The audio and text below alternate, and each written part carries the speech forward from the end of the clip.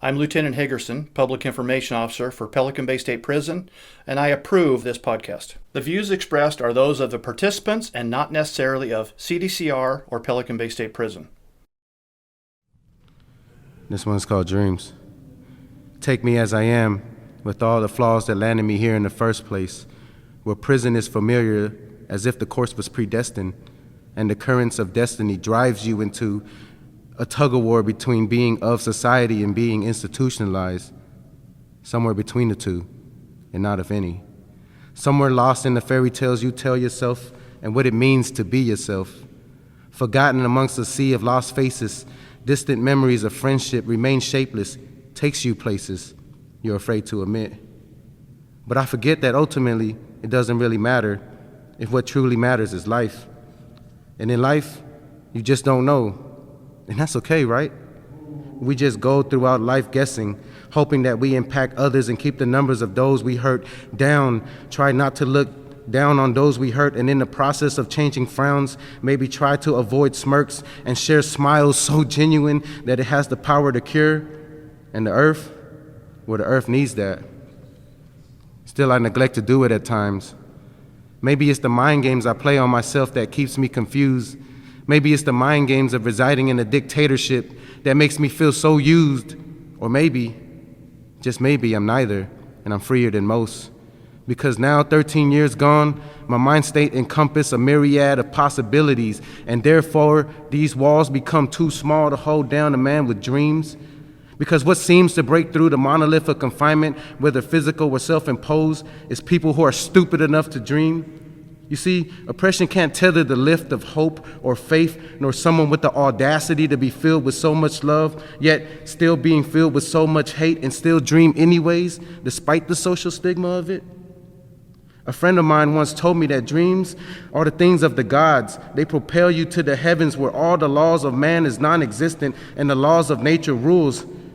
Because when you sit above the bullshit, well, the bullshit just don't matter. The only thing that matters is that you stop believing the lies that others tells you, or the lies you tell yourself, which is sort of harsh if you really think of it, and probably the greatest fallacy of all mankind, that we neglect to run into the discomfort of following our own dreams, that despite buying stocks and investing in the dreams of others, we live life in a daze and become content with mediocrity. But me? I prefer to face my fears and be brave, even if it means going broke. I prefer to build castles in the skies with nothing more than lint and hope. Well, call me naive because I don't know what it means to be an insomniac, but I prefer to be woke. I prefer to live because personally, I know some people who don't. I know some people who would love to but can't at no fault of their own. They were taken too soon. Snatched by ignorant children with pistols, shooting at stars and moons. See, I prevented Lionel from his dreams, so when my dreams at night, I fight my core beliefs. Feeling shame, I feel the guilt. Feeling unworthy inside of me. I feel like an imposter. Questions about his life, the life that I took, like how would he be as a father? Would he have prospered? Are these questions even proper coming from that child that caused such pain? I'm not sure, but my dream is a song of redemption and homage to Lionel himself, somehow to be an asset to my community and restore it back to health. See, I can't separate myself from his story. I'm as guilty as charged. But I dare to dream even if it hurts, hoping one day dreams will be the one thing that heals me for whatever it's worth. Pelican Bay Unlocked is a podcast created by prisoners here at Pelican Bay State Prison, offering the public an unfiltered view into the reality of prison life and its culture. Throughout this show, you will hear the voices of men sharing their thoughts, feelings, and opinions on a wide range of topics via stories, interviews, and group discussions. You will also hear original songs and poetry expressing their personal perspectives while depicting their life experiences and personal journeys during incarceration. It is the hopes of Unlocked to dispel the negative images attributed to prisoners while displaying the redemptive qualities of our humanity in furtherance of rehabilitation and reentry. Where truth meets reality, we are Pelican Bay Unlocked.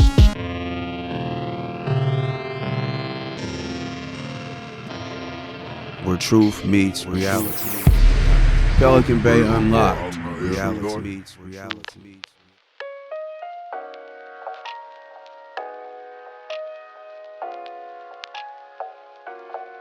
Yeah, so I was on the tier, walking, just walking on the tier, doing my natural reporter jobs. When I was looking slightly into the rotunda, and I seen a brother pass that looked very familiar to me, and being that he had passed by so fast, I didn't really get to, it didn't register to me exactly who it was.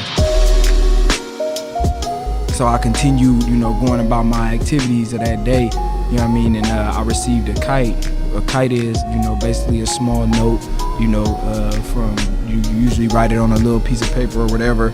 I received a kite from one of my old cellies and my current cellie again, at the moment. And it said on there, hey, there's a brother here from Richmond, North Richmond, and his name is Capone, just come over here, holler at him, let him know, what the program is, and so on and so forth, and my heart sunk. I knew Capone, and I knew him from childhood, him and his brothers growing up, but even more than that, I knew him from my case.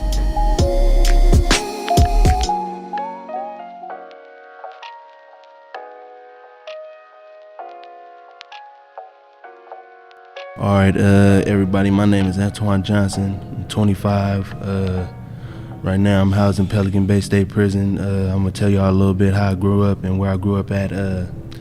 I grew up in California, Richmond, California to be exact, and I grew up all my life, knowing that I'm supposed to be from North Richmond, and Richmond is segregated in like 3 or 4 different portions. It's North, South, and Central Richmond. So I'm supposed to be from North Richmond. That's what I was taught all my life. So that's the only people that I felt like I had to be around or ever have respect for or love. So as I grew up, I mostly lived a lot of my life in Central Richmond or in San Pablo. When I grew up, I wasn't always like bad or bad seed, like that, whatever. I grew up, playing like any other kid, going to school. I used to ride skateboards. I thought I was gonna be a professional skateboarder, being X Games, doing tricks and stunts and all that. I used to like Tony Hawk and all of that. So, but my life just changed. Once my parents started moving us to different like neighborhoods that was, gang infested, drug infested, violence, run down, dirty apartments, roaches, rats everywhere. And that's when I started seeing that life is not like the television. Life is not like the television in certain places.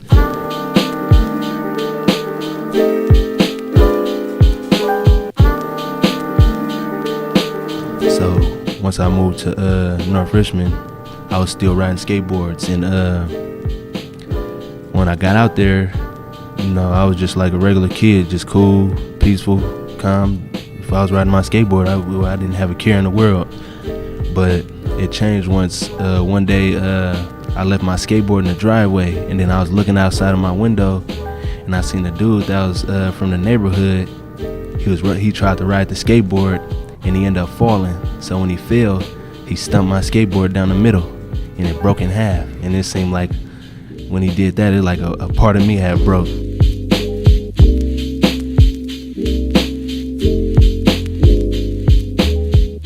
After that, like, I just never really looked back. So I went on, being involved in gang activities, street activities, crimes, burglaries, robberies, drug dealings, and all other type of sorts of violence and whatever. And it led to me being arrested.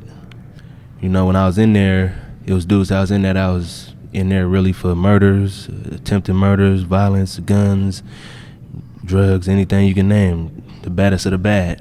And they used to tell me, they used to see like something in me, my energy, the aggressiveness in me. They used to tell me before I got out, man, I'm telling you, don't go back out there to that life. Don't be going out there trying to be the next killer or the big drug dealer, mob figure, and all of that. I'm telling you, it ain't worth it. Just go out there, live your life, man, and get money and mess with a lot of females. And And I had it in my head that's what I was gonna do. But as soon as I got back out to them streets, it was like I was sucked back in by all the old people that I knew that I left behind when I went in jail. And after I got out, 5.5, 6 months later, I ended up going back to jail for, this time it wasn't just a petty gun charge or anything, it was a murder, attempted murder, guns and gang charges and stuff like that. So I was facing more than likely like 3 or 4 life sentences, and that's when I started to wake up and realize like this ain't a game. Like, yeah, like I used to look at it like everything was cool, all fun and all of that. Like, nah, it's not like that. Like, it's real. Like, and if you slip up one time, that's your life. And I played out to 44 years. And when I took that time, I was told that under the Youth Offender Act, you know, I could get out, I could get back out. And so after I took that time, it was hard for me to take that time. It took me like about a month and a half. The district attorney, only reason that she offered me a deal is because she told my attorney that one time she came through the neighborhood, North Richmond, where I resided and where I was from, and she said that when they came through there with a youth activist group, that she remembered me when I was younger. She was asking kids like what would help us do better in the youth center, where they were recreational center, and she remembered me saying that we wanted an Xbox in there, and that's the only reason why she offered me a deal. Other than that, she probably would have took me to trial and gave me life like any other individual, but she gave me a chance, you know, another chance at freedom.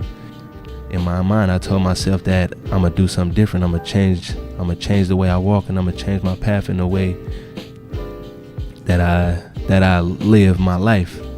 And so when I got to prison after I took the time, I told myself that I'm not participating in any criminal drug activities, any violence. I'm not gonna put myself in any type of position to do violence unless it's brought upon myself. So when I finally made it to prison, I ran into an individual, you know, by the name of Marcel Buggs. And when I was younger, me and my family had an encounter at a church.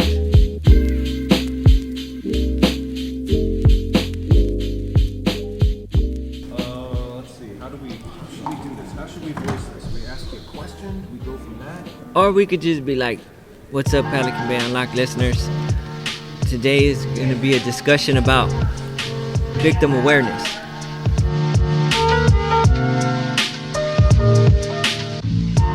Victim awareness means that we're aware of the harm we cause to our victims and the harm that's been caused to ourselves.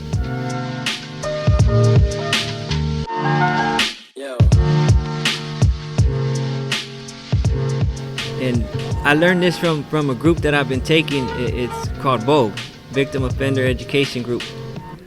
And they teach us how to have empathy. We get insight from the group, and we go around and we hear each other's stories. It's not an easy group to get into, but I took it last year, and then I graduated from there. And this time we started a new group, and I'm a facilitator now. It teaches us a lot about how growing up, and it opens our eyes because we have to sit down and write the work. And what are some of the steps? What's the process in the program, in the class that you go through? Well, some of them, because it's kind of like we keep it like a personal group. There's agreements we sign, and so whatever's shared pretty much in the group, we keep it to ourselves. But one of them, we start off, the main thing is the crime impact statement, and what we're in here for. Or it doesn't even necessarily have to be what we're in here for. It could be at a time when we hurt somebody in our lives, and what even led us to our lifestyle. It still teaches you that people being hurt in life, and like robberies, whatever, it could be the simplest crime, but somehow you impacted that person's life or their family's life, and it brings trauma to them. So it teaches us trauma and all kinds of other things. There's things that when we're writing it down, you don't even realize that was an effect on your life, and this what led you to this lifestyle or whatever it was.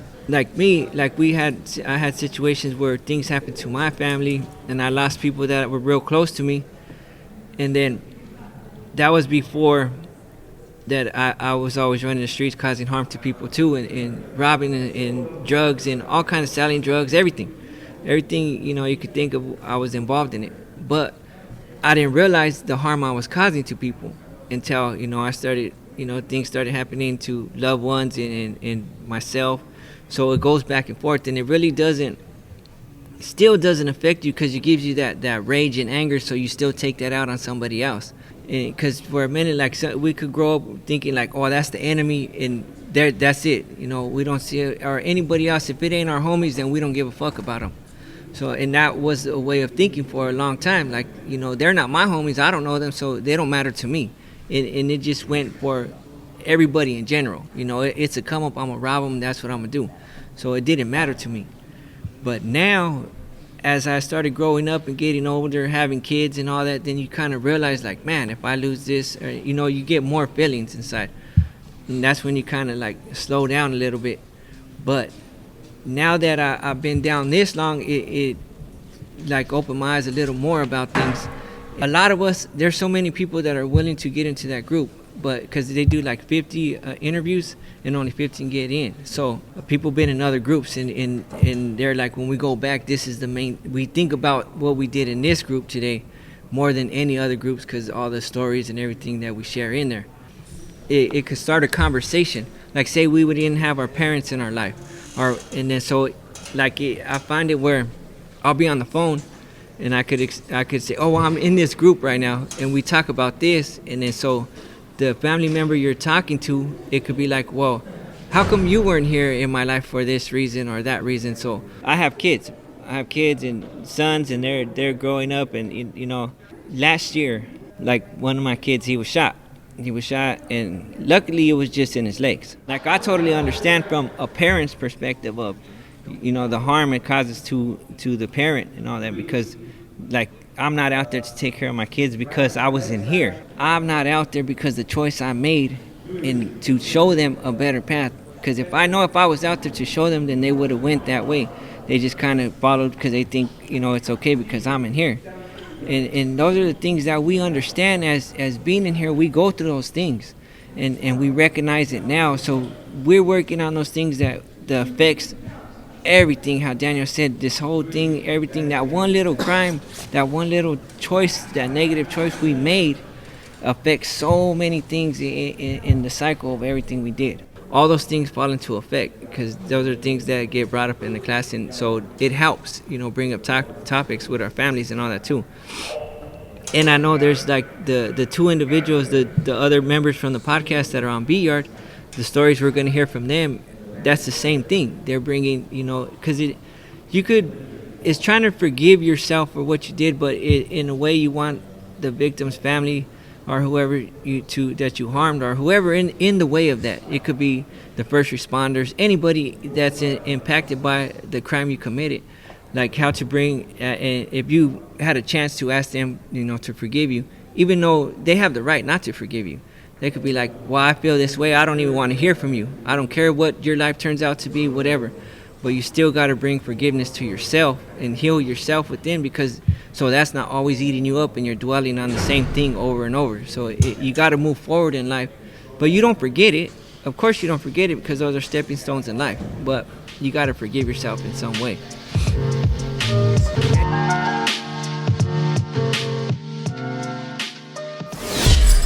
Pelican Bay. Unlocked. Where truth meets reality.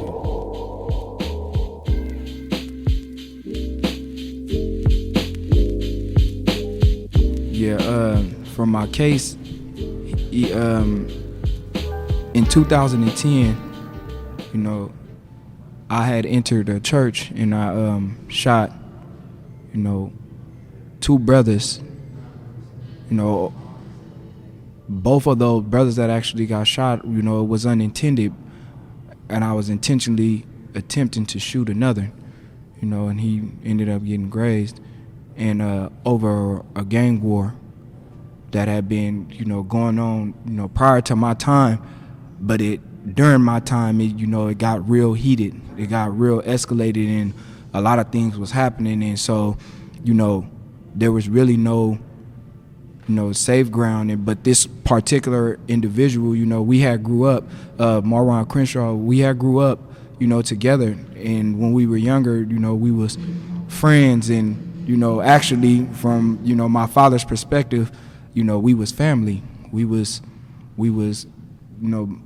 cousins. And at that age, it actually meant something to us. We've been in a few incidents together, against other people. It didn't matter where we was from at that time, but, as we got older, social influences, social locations.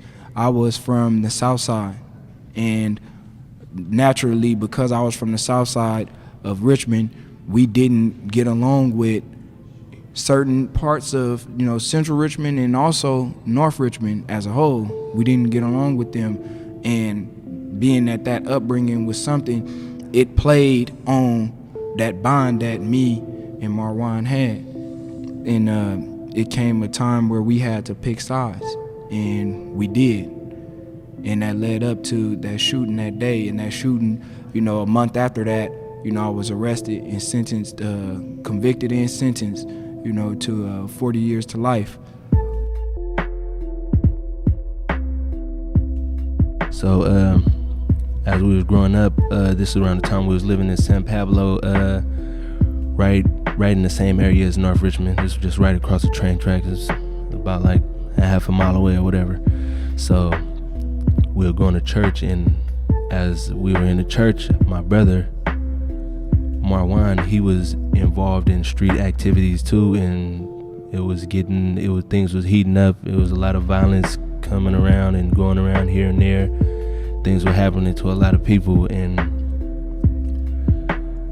one day a man just came into the church house and was firing shots, and just so happened two of my brothers had ended up getting wounded by gunshots. And I feel like when I was younger, around that age, I feel like when that situation happened, I feel like if it's a God, like how can something like that happen inside a church house?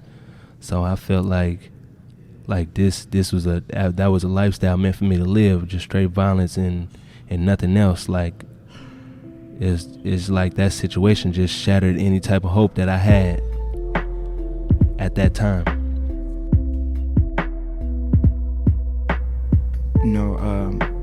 I came to Pelican Bay in 2012, and while I was here, man, I got into a lot of trouble. I was continuing the gang mentality, criminal street mentality, and I was, participating in activities that was very similar to that of the activities that I was on the streets. I was getting into a lot of fights and participating in a few riots and so on and so forth, until about 2015, where me and my wife was sitting down, and I had just got out of the hole, for the second time within a 6-month period. And she told me, like, man, I don't mind coming down here and being with you, and being with you and spending this time with you. However, you gotta change, because it's one thing to go to the hole or get into a fight about you defending yourself or, something related to you, but you getting into it about other people and stuff that don't have nothing to do with you. And that conversation registered with me because my whole life had been that way. My whole life was about somebody else, and my participation in gang activity was about somebody else. It never was about something that actually happened to me, or something that somebody did to me. It was always about what they did to this dude that I love, or this dude that I mess with, or, so on and so forth. So I took that and I said, you know what, I need to change. I need to do something. I need to be something. I need to stop acting like, I'm this, brave, courageous dude who just do anything. I'm with anything, I do anything. So, I began the process of changing my life. So on this particular day, when I had been informed that, Antoine was here, who is one of the younger brothers of, the victims, those brothers who were hurt. In my case, my heart sunk because, I'm being challenged. I'm being challenged, and I didn't even know I was being challenged, to see exactly where I was. So upon hearing that, I got a little movement up in my building. Being a porter, I asked the COs if I can go over there to greet the brother and, give him some things, and just talk to him about it. I know he ain't never been in prison before, and just discuss with him about how it goes and so on and so forth. But really my intention, due to the fact that I knew what I had did and that guilt of what I had did, my intent wasn't that, but rather, to temperature check, and see if it's gonna be an issue between him and me, or am I gonna be able to escape and get, on to my life and continue my life as I had been doing for the past, 4 years. So I went over there and, there he was, still looking the same as, the same Antoine I remember when he was little, but much taller and much stronger. So, I knew then, like, okay, he's, he's not the little kid, that I had thought, So, I said, what's up to him, and he was like, what's up? And so, I was like, bro, I know, man, if you want, man, we can just go on, get this out the way, because my insecurities basically was like, man, who's going to allow, like, what would I think, or why would I even think, knowing that I came from out of Richmond and he came from out of Richmond, that he's going to let this go? This is something that happened, 2 innocent people, was harmed because of my actions, and those 2 innocent people was his brothers. So, in my mind, it's like, he ain't got no choice. So, I'm not gonna I'm not gonna instigate it, but I'm gonna let it be known that I'm here. And so, this brother, at that moment that I had did that, that brother did something that shook me all the way off the square that I was standing on, when he told me, man, hey, this is where I'm at and this is what I'm doing. This is how I'm living and this is what I'm up to. I'm trying to progress. Now, don't get me wrong. I ain't afraid. And if I feel like my life is in danger, I'm gonna do what I need to do. However, this is the cycle and this is where I'm going with myself. I'm trying to build, and man, I'm trying to put that stuff behind me.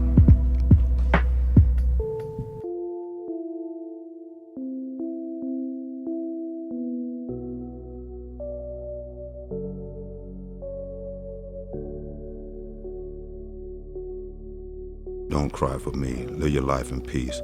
Dying is easy, you see. No more struggles, no more strife, no more grief, no more wondering why or if. No more disappointments, no more wondering if this debt's gonna get paid. No more restless nights, now I can rest my worried head. No more fussing about the canteen line. Jive time cats out here on the line. Doped out, no more going to sleep at night with my belly touching my back. Begging bread, so weak I can't sometimes think. Drive a brother to dream.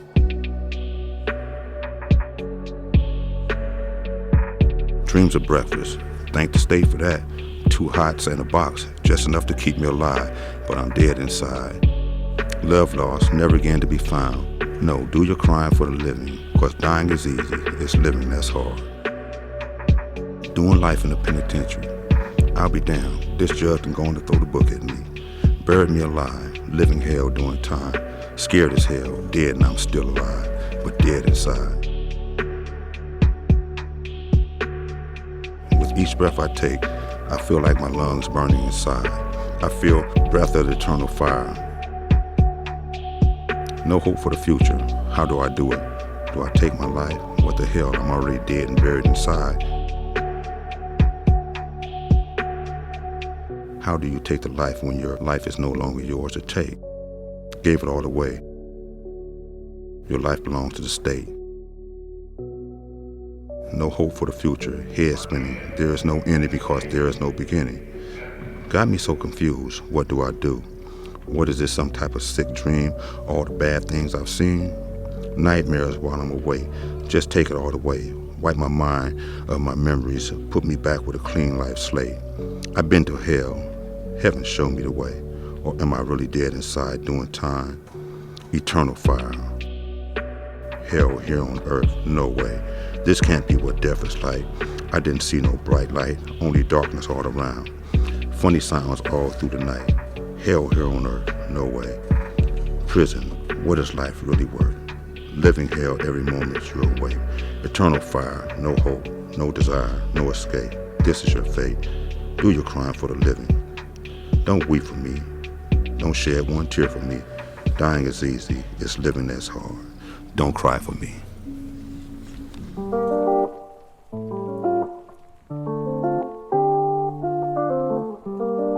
I got one thing, emotional ripple. I never really thought about my victim's family. You know what I mean? I took someone's life, you know, and I never really thought about their family or my victim or whatever. I don't know. Like I said earlier, I barely learned that word empathy 3 years ago. I didn't know what it was.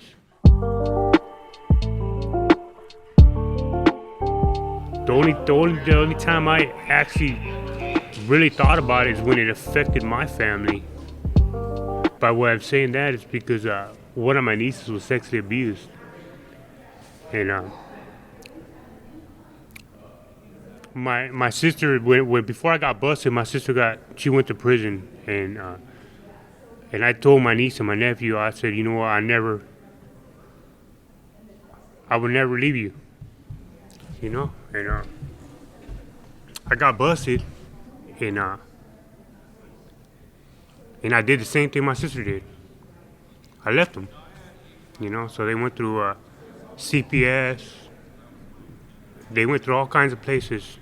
Then my dad died, then they went to their dad's place, and she got abused by one of her stepbrothers. I had to find this out through a letter and a shoe, you know, and I couldn't do nothing about it.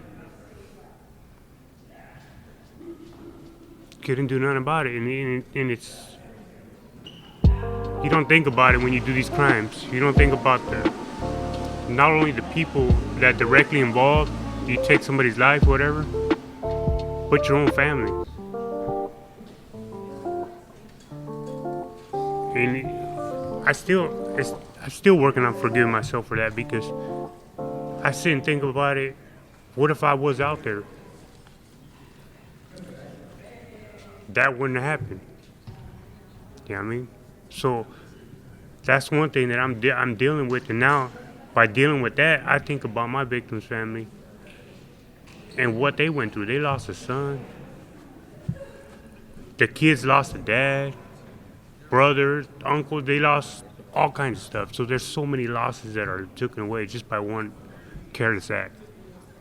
You know what I mean? Selfish act, you know? Me taking someone's life. Yeah, it was a gang banging, whatever, but it's still selfish.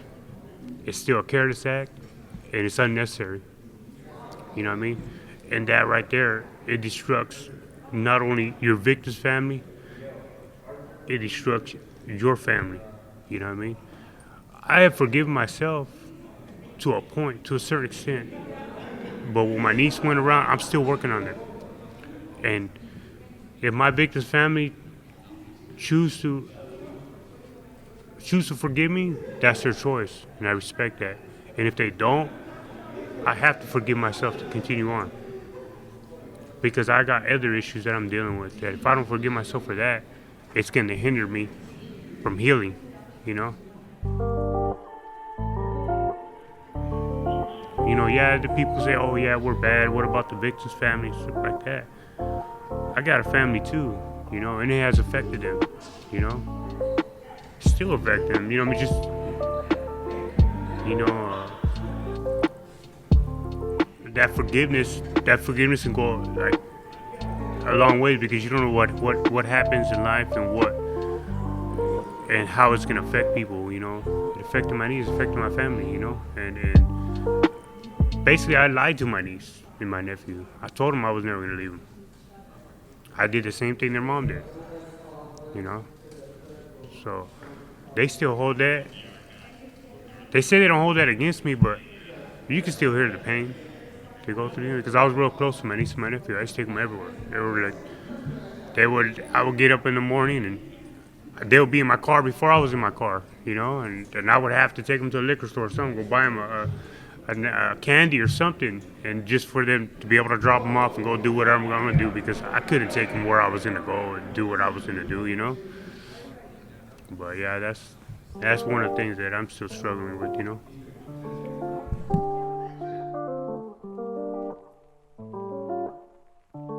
Where truth meets reality. You're down.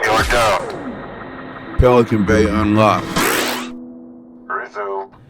When we initially encountered each other in Pelican Bay State Prison, I had made it to a cell that I was assigned to, and he came to the door and he was like, I already knew who he was. I knew he was the guy that had did the shooting in the church. And when he came to the door, he was like, "What's up?"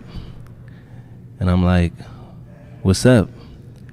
And he was like, "What's up?" And he was asking like in the form to get like an understanding of where my head was and how I wanted to proceed from that point forward. You know, any other individual, more than likely 9 times out of 10, any other individual, if they see somebody that brought bodily harm to one of their family members, it would be like a physical altercation, violence. It would just erupt right there. You know, somebody shot two of my brothers.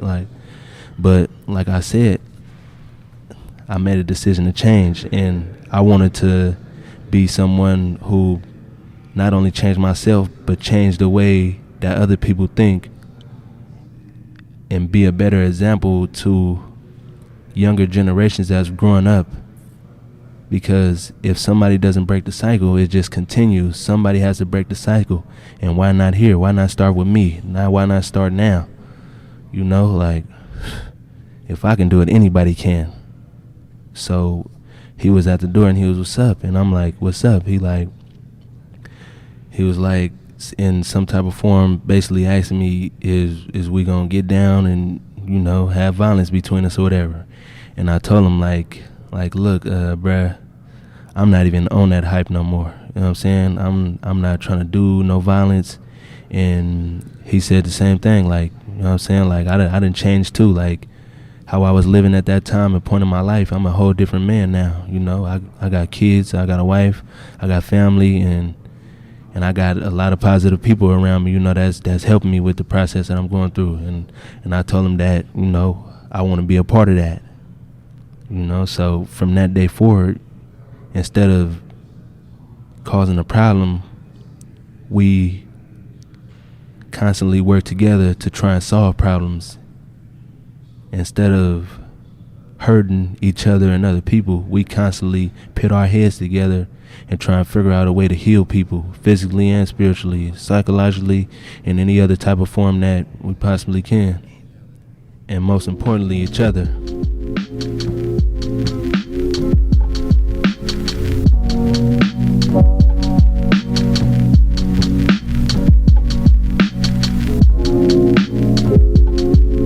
I didn't know what to say. You know, I didn't know what to say, because here it is, somebody that I even considered like, this is like a little youngster, you know, to me. Like, he's a youngster to me. At that moment, he was mature than me. He was wiser than me. He was stronger than me, you know, and I was the weaker being in that moment. And he opened my eyes and let me know that I still even had some room to grow. But to me, that was, you know, much love in itself. And that let me know, like, okay, I gotta do better. So from that moment, I sought to make, you know, his time with me, you know, the most comfortable, you know, the most, you know, peaceful, you know, as I could possibly make it. And I even went across to explain it to him, being, I know that he was young and he wasn't necessarily a part of what me and his brother was a part of at that time, explaining to him the dynamics of what happened and how it happened and why, because I knew he knew that we was cool at a point. You know, he knew that me and his brothers were like, man, we didn't have no no issues and stuff like that as far as he knew, you know. And so I filled in those blanks for him, but also, you know, we began the process of discussing like, bruh, how can we change this? You know, how can we rebuild this? How can we fix this?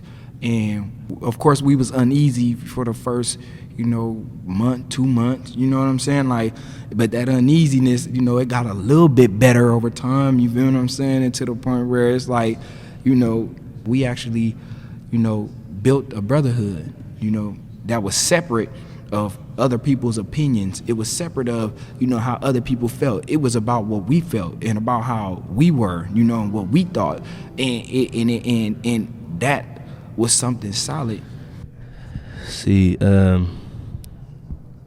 initially in my head, sometimes, even now, sometimes I still think like, damn, like, how other people gonna think about, you know, me being around this dude after, you know, he shot 2 of my brothers, and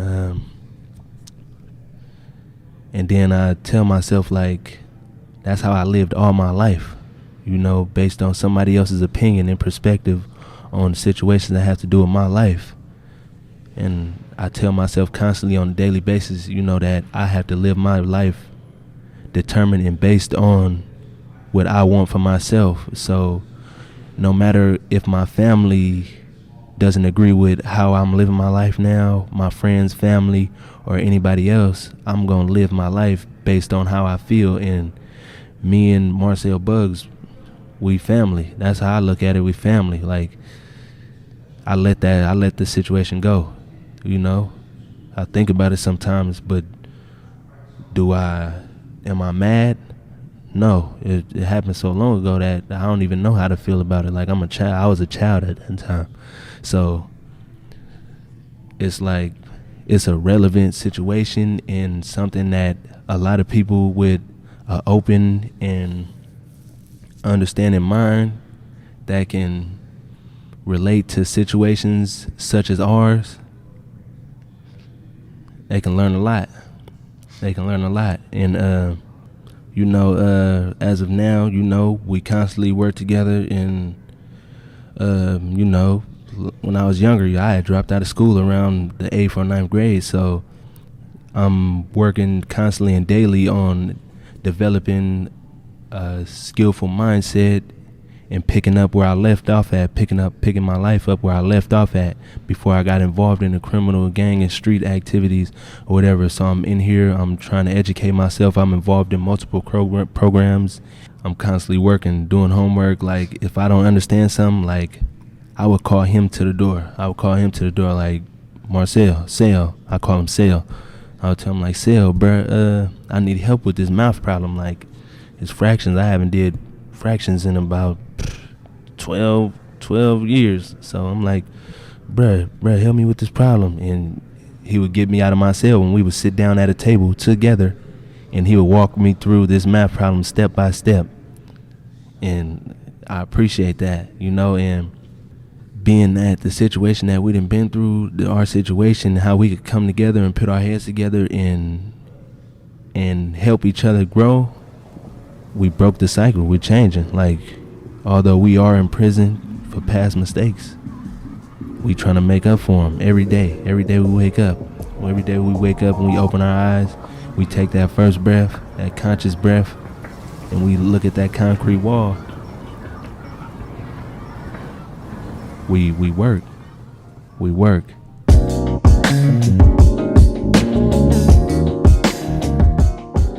Listening to Daniel, man, it woke up something in me, and it took me back to my childhood. And as far as I can remember, you know, I didn't get to meet my mom till I was like a teenager, like almost. And so it would be a long time before I ever got her point of view on what forgiveness was and how she looked at empathy and dealing with people, right? And but I was blessed to have a stepmom. And my stepmom, you know, my biological mother could never replace her. My dad already had a lot of kids, so, but when I was born, he was married to her. And so the first few years of my life, you know, we stayed like right across the street from the church. So I had every little King James, little Bible, the little pocket Bibles and everything. And they would teach us like what forgiveness was, who God was, who Jesus was, and all these things. And, you know, so I was in like church like 5 days a week, mandatory minimum. And so that's what I guess the generation before they would call like house training. So I got good house training, but forgiveness was a big part of that. And feeling for other people was also a big part of that. And I wouldn't change that for nothing, but in putting it in an application, it would be hard for me because of the, you know, the abuse at the hands of my father that I would end up going through. And going from that to the system, it's like it's hard to think about forgiveness when there's so many people in authority is constantly and continually abusing you. I could kind of understand with some people like they don't want to forgive, but it's something that my stepmom, she always told me when it regards to my pops. Like, you know, she's always say, don't let your hate for your father, because he abused me or he abused you or abused whoever he did, don't let your hate for your father keep your soul from going to heaven and send your soul to hell. It was something she was big on. And so it's something, which is why I started with the church thing, it's something that started with the church. And so now as a spiritual man walking the path that I'm on, as a Muslim, it's forgiveness is key and a cornerstone to everything that we do. Because how can I ask God on the day of judgment, you know, to forgive me for what I've done wrong? And clearly I've done something wrong. I'm in prison. I've transgressed somewhere, somebody somewhere. How can I ask him for that mercy, but I can't give it to other people? And so my every day I look for an opportunity to like be a benefit and a blessing to people instead of a burden. And don't nobody want to deal with somebody that has all this animosity and anger and nastiness inside of them. And, you know, hatred is one of them things that nobody really want to be around unless they're miserable. And so how can I do the things that I want to do, like change my environment and the pain that my family and my people have gone through, if I can't get out of my own self way and the trauma that I'm experiencing? And it's just, so every day to try to like build on that, I just try to like forgive people for their little faults. You know, I'm grateful that I'm here another day, because, you know, it's another day, you know, opportunity for me to like help somebody, and hopefully, you know, in the eyes of God, you know, my higher power, you know, do away with some of the transgressions that I've transgressed against people. One of the things that my mom always taught me was the prayer that we always said as a kid before going to bed. You know, not only just the now I lay me down to sleep one, but, you know, walking in the valley of the shadow of death and not fearing no evil. Forgiveness is a big part of that. I don't think we can actually really become the best we can be and live up to our potential until you learn how to start forgiving people. I've never met a person that I like everything about, including my mom. So it's like, but my love for those people, including my mom, you know, allows me to look past and push past their faults. And it allows me to grow and be a better person and to learn from their experiences and what I don't like that they do, and to hope that I don't do those same things either and be a hypocrite. So to live in this country, a country that's built on being free and faith-based, I don't see how forgiveness don't play a bigger role in our societies, in our healing processes, because without it, you're holding yourself back.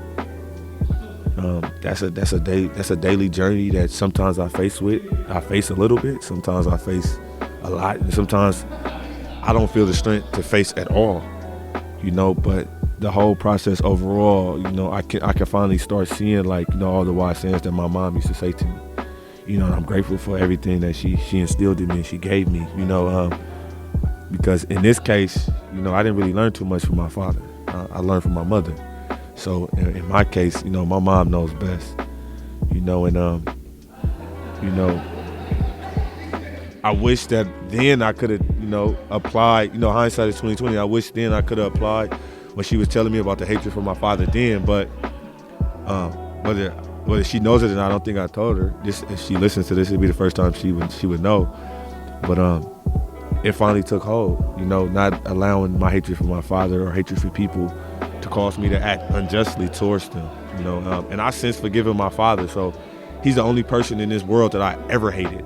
I fought and everything. So if I can do it, give it to him, I can give it to anybody, You know, and that would be the message that I would give to anybody. Like, if you can think about the one person who's hurt you the most, in my case was my father, and forgive them, imagine, you know, how easily you can forgive other people. You know, and that's something that is inspiring and hope giving. You know, for me personally, you know, maybe that's a boilerplate system blueprint I can use to forgiving those that didn't transgress, you know, me and my family and people I care about.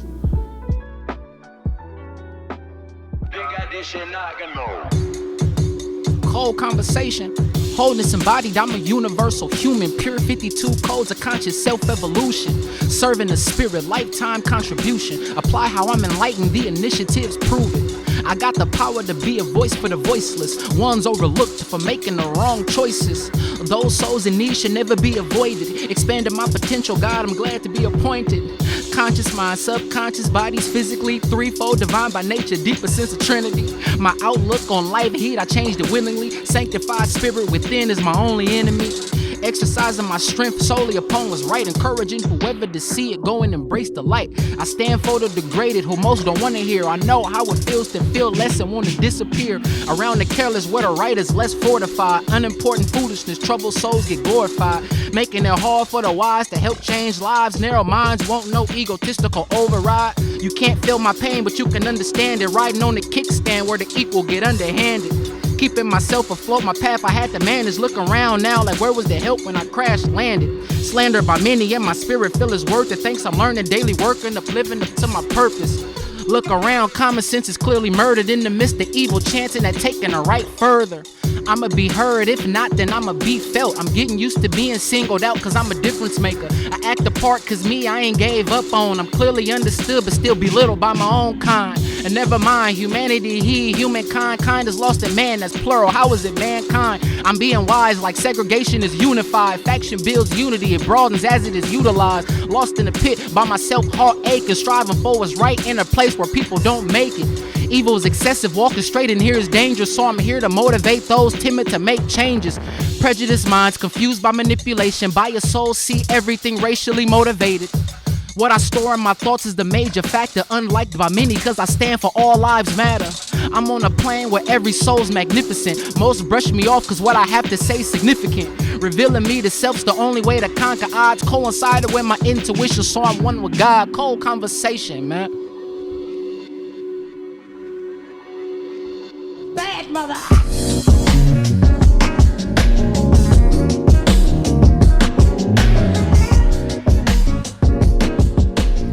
This was maybe about 2 weeks ago, you feel me, where the brother approached me, and the brother approached me after us leaving Yoruba, you know, which is an African practice group, a spiritual based group, and you know, we was in the Yoruba class, and after that, he called me as I was heading towards my cell, and he called me as I was heading towards my cell, and I'm like, what's up, bro? And he was like, man, I want to talk to you about this because pretty much prior to that, he got my perspective of the matter, you feel me? But he never really told me wholeheartedly how he felt about it and where he was in regards to it. And he basically said, like, man, we need to talk about this, right now. And so, we pulled over and he was saying, like, man, you did that. You did what you did. You feel what I'm saying? And like, but at the same time, like, man, I gotta do for me. I gotta stop being concerned about what other people, feel and what other people might think, because like, because of what you did, man, like that stuff affected me. It affected my relationship with God. It affected, my view of the world. Like, bro, it changed my life. And, I don't, from the outside perspective, I'm not even supposed to like you. Like, this is something that's supposed to go on until, one of us is dead. This ain't never supposed to stop. And, I just want you to know, bro, like, bro, I forgive you. You hear me? And, like, I didn't, and still to this day, like, I even told him, like, bro, that was I ain't never, experienced the feeling, that I felt, that day, you know, at that moment, I still don't even know what kind of feeling that is. I don't even know what that is. He gave me something that that can't be given to me in monetary. It can be given to me in freedom even. Like that was a type of liberation. That was a type of, you know, liberation is the best word, man. That was a type of liberation that I had never experienced. You know, them letting me go right now into the real world right now wouldn't been as, you know, impactful or as strong as that moment. And, you know, I love him for that. You like he did something that the world and our communities, I should say, and even the world tells us not to do. You know, we taught to avenge. You know, we taught revenge. We taught to avenge. We taught to, you know, retaliate. We taught to keep it going. You know, and in that moment he said, "Nah, this stops right here for me." And I didn't know what to do about that. You know, but be grateful and be thankful that, you know, this opportunity even came to me. Because naturally, I thought they wouldn't even bring him around knowing that that was something that had transpired. Like, I was like, oh, CGTR made a mistake or they trying to set me up, you know, but that wasn't even the case. You know, this was for a larger reason, you know, and this reason is us right here, right now, today, you know, saying that let us be the beginning of change. For ourselves, for our families, in the city of Richmond and worldwide, let us be, you know, that change. So me and Capone, we spend a lot of time discussing change and discussing, you know, our evolution of self, you know, our evolution of those around us, how we can help brothers evolve, how we can help brothers get, you know, from one place to another while actually taking ourselves there. You feel what I'm saying? And that's our goal, you know, with this interview, is to take ourselves from, you know, the state of primitive, you know, gang mentality, you know, to a more revolve or revolutionary, in a sense, you know, mentality where we saying, oh, look, man, we was down here, and we gonna completely fight against that from thus forth, to take ourselves and our family and our people up to this place, you know, of success, where we don't no longer have to look over our shoulders, where we no longer gotta hate, where we no longer gotta, you know, keep this negative occurring. You know what I mean? We shutting the revolving door and we putting it out of order and we moving on. You get what I'm saying?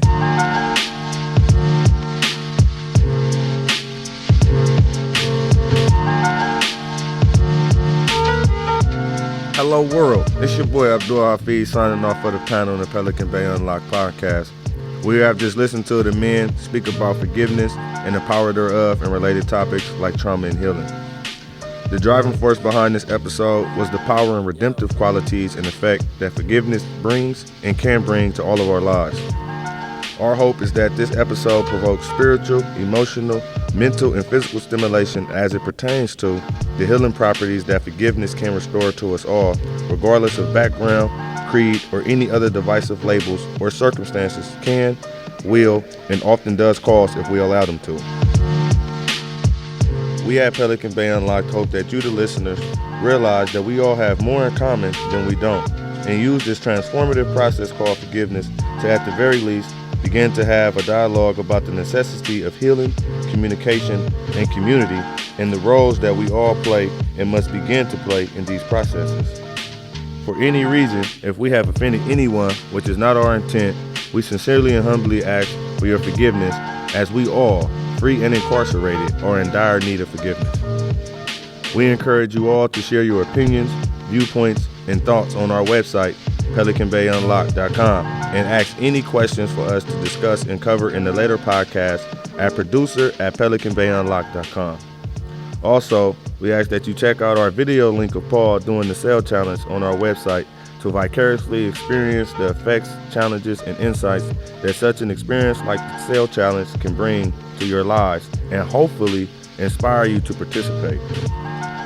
Again, this is your boy Abdul Hafiz, and we at Pelican Bay Unlocked want to thank you for your time, input, and concerns, and invite you to tune in for later topics of discussions and podcasts. Respectfully, with love, we are Pelican Bay Unlocked. Pelican Bay Unlocked is a production of the audio journalism classes offered at Pelican Bay State Prison in conjunction with the Arts and Corrections program administered by the William James Association. The project is supported by Arts and Corrections, a program of the California Arts Council with funding from the California Department of Corrections and Rehabilitation. Bravo!